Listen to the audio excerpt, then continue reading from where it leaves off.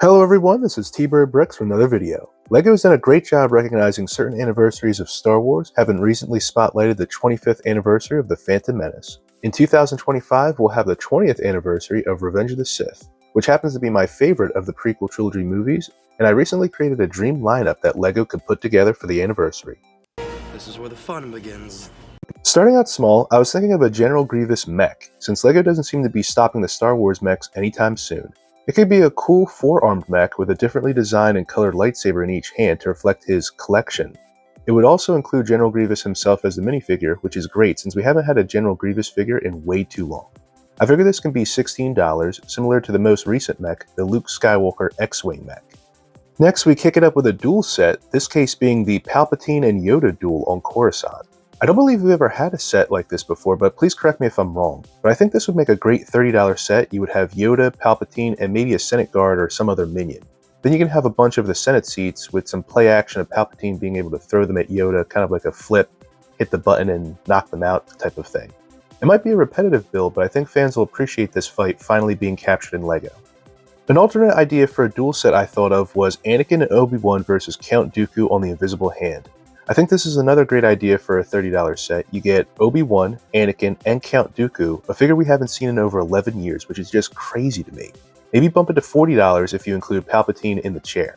You can have some stairs and interesting greebling on the walls to create the atmosphere that they're actually fighting on the Invisible Hand.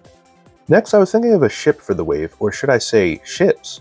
I've noticed LEGO's putting out 2-pack sets where you get 2 spaceships and a number of figures to act out a dogfight. So for this wave, I'm going with a Vulture Droid and Jedi Interceptor, or Jedi Starfighter, whichever you prefer to call it. For $70, you get the Interceptor, Vulture Droid, and either Anakin or Obi-Wan, an R2 unit, and a couple Battle Droids, or maybe some Magnet Guards, which are minifigures we haven't gotten since 2009. Such an interesting pattern we're seeing here, how we've missed so many of these figures from the prequel Clone Wars era for all these years. Next, I thought of a diorama set, one I think would be great to capture the iconic duel on Mustafar between Anakin and Obi-Wan. This heavyweight fight as a diorama has a lot of potential. You can have a black border surrounding the bright trans-clear orange, red, and yellow coloring for the lava, which would make for a beautiful contrast. You can also have the quote tile being Obi-Wan's well-known line, "It's over, Anakin, I have the high ground." I think this would be a great $40 set, but unfortunately I can see LEGO trying to pump it up to $50 or even higher.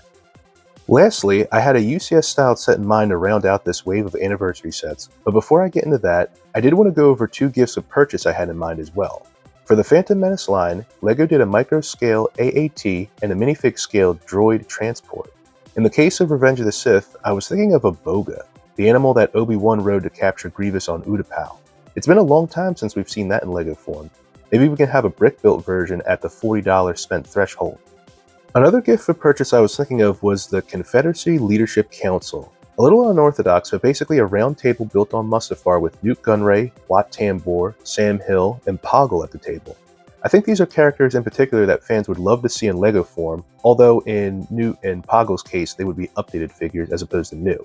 And this coveted box of figures would be at the $100 threshold. Now, getting to the UCS set, I was thinking of the Juggernaut that we see in the Kashyyyk scenes of Revenge of the Sith. I think this set can perfectly encapsulate what such a build is all about.